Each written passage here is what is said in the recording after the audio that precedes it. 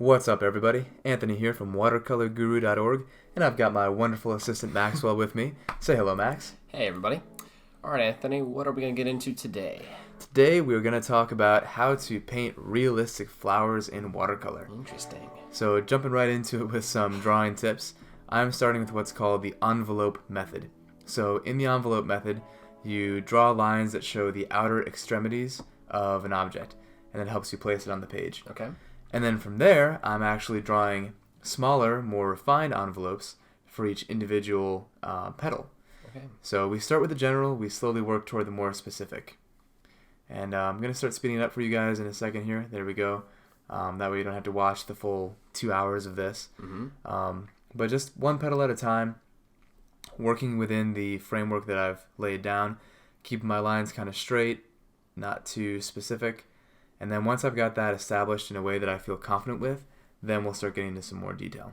Yeah, and you mentioned specific just a second ago. How much detail are we focusing on here? How accurate are we trying to be? Right now, all that's accurate is the placement on the page. Okay. That's about it. Too many people start with too much detail in the beginning, Yeah. and then they end up just drawing in the completely wrong place. Mm-hmm. So you'll see here in a second, I've got all my envelopes in. I'm going to start putting in the more specific outlines and contours. Gotcha. And that's where we're at now. And these lines, are they as dark as they're going to be in the final piece? Nope. Once again, you always kind of start on the light side. That way, if you make a mistake, it's easy to erase. Okay. I've already done that a couple times. You can see my eraser there. But now that I feel pretty confident with it, I'm going to start putting in those more refined outlines. Nice. Yep. And I'm also moving into more accurate curves as well, and not just my blocky looking petals. Mm-hmm. One of the things I wanted to show was how the edges of the petals fold over themselves. That's a neat effect, and I want to capture that as well. Yeah. So now it's getting really fast here to try to cover more ground more quickly. Yep. And one thing I want to talk about real fast is how much detail you want to put in. You can see I'm putting in lots of strokes and different things. For me, I like to have a lot of detail in my drawing. Mm-hmm. Watercolor is too difficult to draw with your brush, like you might in oil or acrylic. Yeah. So for me, I want to get all the detail in, just get it perfect as I can, and then when I'm actually painting, I'm just filling in the lines. Yeah. Make it as easy for myself later on as possible. Your drawing, your amount of detail should serve the overall process. Nice. All right, so we're moving into paints now. What paints do we have on that palette there? We got quinacridone rose for the pink, and then cerulean blue for the blue. All right. So what I just did, it happened kind of fast, but I wet the entire page, Mm-hmm. so the whole thing is soaked. Okay. And now we're moving into real time. This is the underpainting phase. So all I'm doing here is getting my general warm and cool in there, Okay. starting with the blue, and then moving into the pink in a second. Now, why blue? So so all you watching this on YouTube, I want you to look at the reference in the upper right-hand corner. Notice it looks pretty pink, but there's some blue in there. So the reason for that, the flower petals are slightly reflective, Okay. and all of the planes that are facing up are reflecting some blue from the sky. Yeah.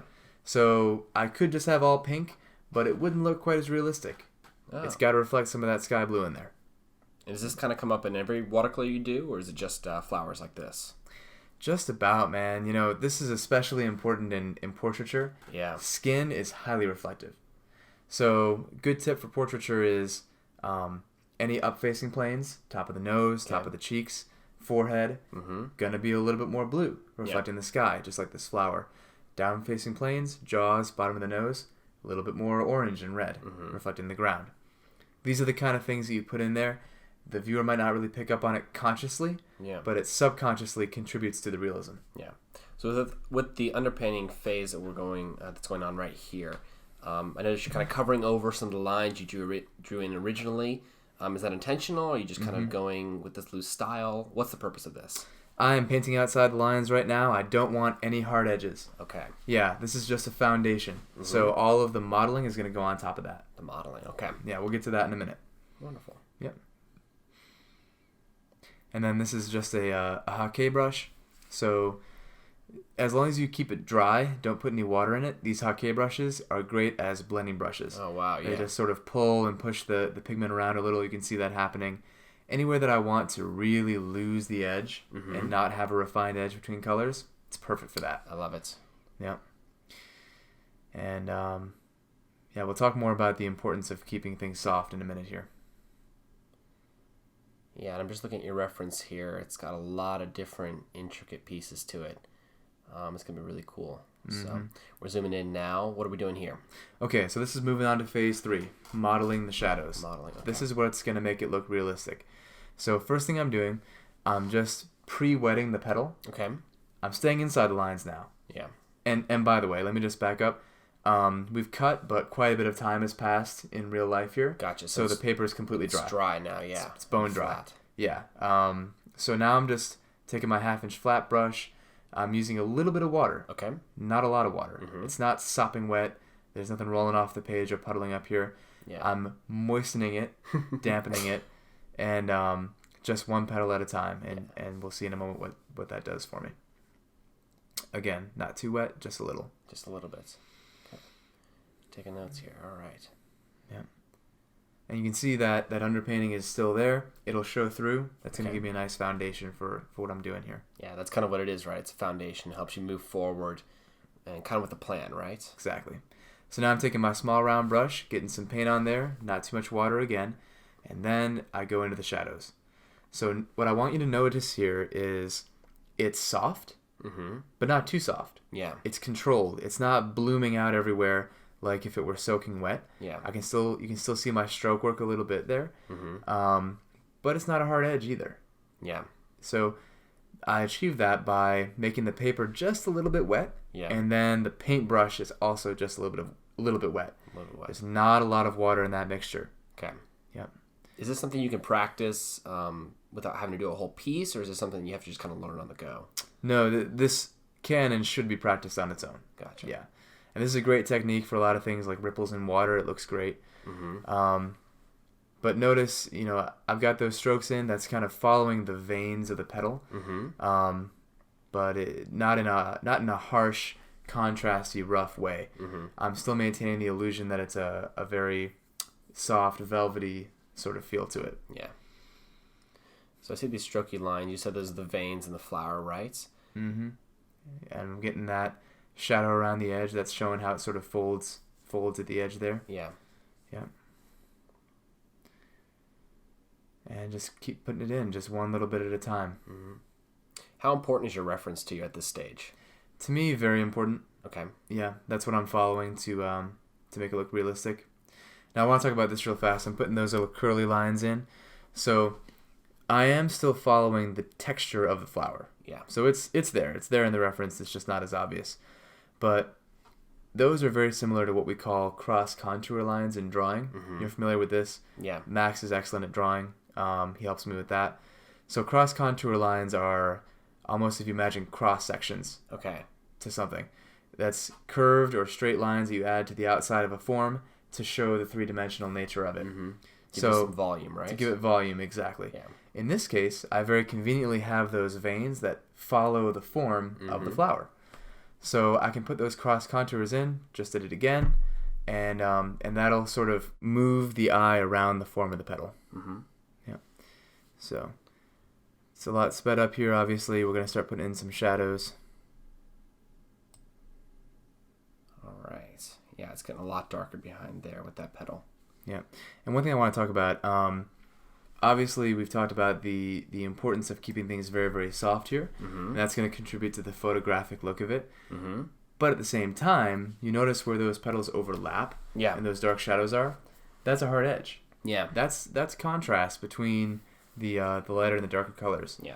So the whole thing can't be soft. If it is, it's just going to be a blur. There's nothing for the eye to really look at or latch onto. But you got to have that balance between hard and soft. Yeah, you've got to have some forethought as well, right? About what's going to be hard, what's going to be soft. Yeah, and for me, for this particular subject where it's a flower and a lot of things, I would really focus on mostly soft edges. Mostly, okay. Personally, yeah, that's just my style. Yeah, so we're progressing, putting more stuff in. And I notice you're following the same step for every petal, which I think is really important to point out. You're not like changing it around necessarily. You're wetting, you're deciding what colors are going to go where, what shadows are going to go where, hard, soft, then you're doing each petal individually. I think it's really important to point that out because if you were jumping all around doing a different thing on each one, every petal would turn out differently, and you wouldn't have that photographic effect. It's consistent, and Consistent, I'm yeah. being sure to look at my reference quite a bit. Mm-hmm. Yep, and that's my Very guide. underrated.